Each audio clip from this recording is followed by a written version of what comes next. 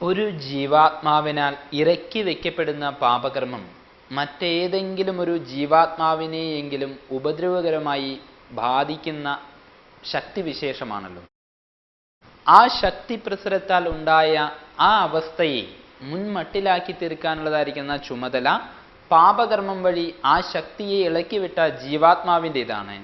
അത് എങ്ങനെയെന്നാൽ, പരദ്രോഹപരമായിരിക്കുന്ന പാപകർമ്മം ദുഃഖരൂപത്തിൽ കർമ്മകർത്താവിൻ്റെ മേലേക്ക് തന്നെ തിരിച്ചു ചെല്ലുകയും ആ ദുഃഖാനുഭവം ആ കർമ്മത്തിൻ്റെ ദോഷഫലത്തെ കുറച്ച് ശാന്തി വരുത്തുകയും ചെയ്യുന്നു.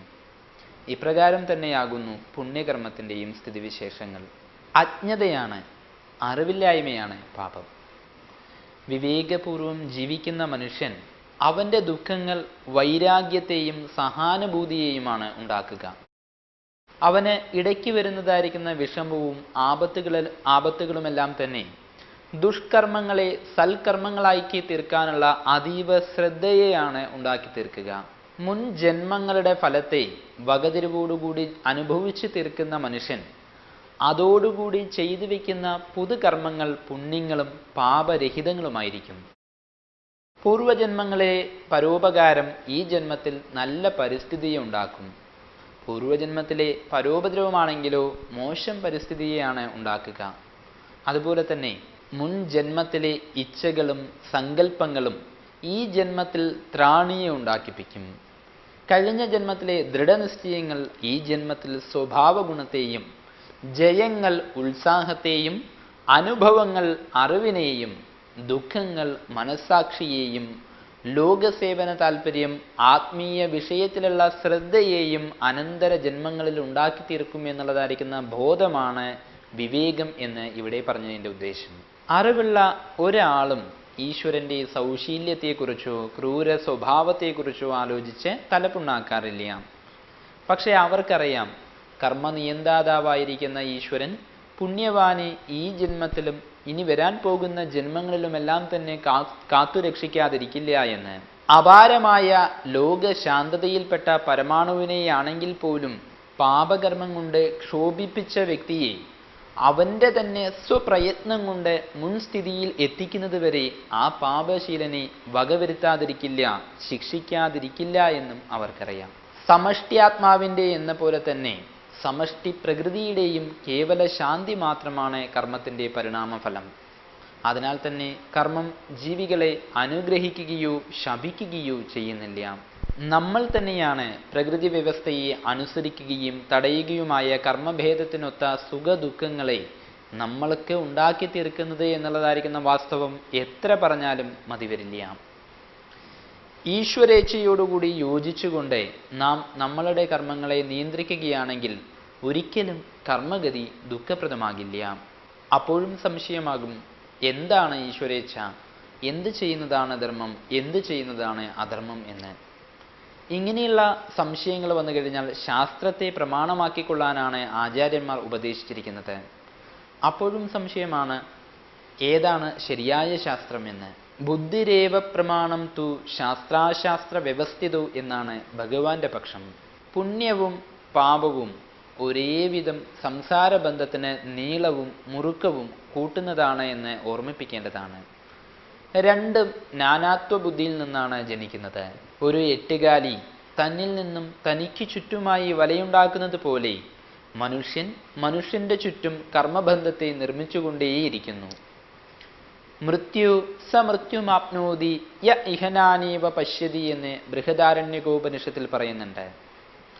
ഈ കർമ്മബന്ധത്തിൽ നിന്നും വേർപെടുത്തി മനുഷ്യനെ മുക്തനാക്കാനുള്ളതായിരിക്കുന്ന മാർഗത്തെ കർമ്മയോഗം ഉപദേശിക്കുന്നു. കർമ്മം ചെയ്യാതെ ഏതൊരു ജീവിക്കും ജീവിതം നയിക്കാൻ സാധിക്കില്ല എന്ന് നമുക്കറിയാം. ഏത് കർമ്മവുമാകട്ടെ അത് സുഖമായിട്ടോ ദുഃഖമായിട്ടോ പരിണമിക്കും. യഥാ യഥാ കർമ്മഗുണം ഫലാർത്ഥി കരോത്യയം കർമ്മഫലേ വിവിഷ്ടാം തഥാ തഥായം ഗുണസംപ്രയുക്ത ശുഭാശുഭം കർമ്മഫലം പുനക്തി എന്നാണ് പ്രമാണം.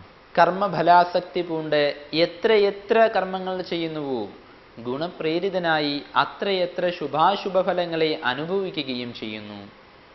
ഇപ്രകാരം ഓരോ കർമ്മവും സംസാരബന്ധത്തിന് ഓരോരോ കണ്ണിയെയും കൂട്ടിച്ചേർക്കുന്നു. ഈ കർമ്മഫലോത്പത്തിയിൽ നിന്ന് കർമ്മത്തെ അകറ്റിയാലല്ലാതെ സംസാരബന്ധത്തിൽ നിന്ന് ഒരു ജീവിക്കും വിട്ടുപോരാൻ കഴിയുന്നതല്ല. അതിനുവേണ്ട വഴിയാണ് കർമ്മയോഗം. യോഗ കർമ്മസു കൗശലം. ഏതു കർമ്മം ചെയ്യുമ്പോഴും ഫലത്തെ പറ്റിയുള്ള ചിന്ത ഉണ്ടാകാതിരിക്കണമെന്ന് കർമ്മയോഗം ഉപദേശിക്കുന്നു. അത് കർമ്മം ഫലരഹിതമാക്കാനുള്ള വഴിയാണ് എന്ന് തെറ്റിദ്ധരിക്കരുത്. അതിന് ഈശ്വരന് പോലും ശക്തിയില്ല. കർമ്മം അതിൻ്റെ ഫലത്തോടുകൂടി ചേർന്നുകൊണ്ടേയിരിക്കുകയുള്ളൂ. അതിൽ യാതൊരു സംശയവും വേണ്ട.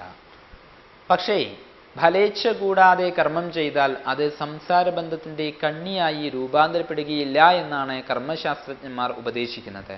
നിഷ്കാമമായി കർമ്മം ചെയ്യുന്നവനാണ് കർമ്മയോഗി.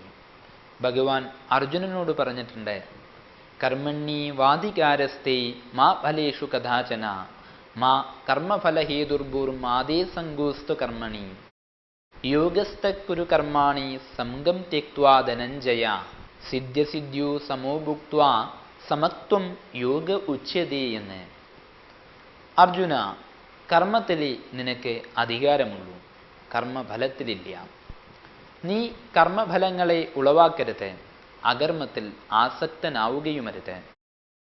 കാര്യസിദ്ധി ഉണ്ടായാൽ സന്തോഷമോ ഇല്ലെങ്കിൽ കാര്യസിദ്ധി ഉണ്ടായില്ലെങ്കിൽ സന്താപമോ കൂടാതെ നിസ്സംഗനായി യോഗനിഷ്ഠനായി കർമ്മം ചെയ്യുക.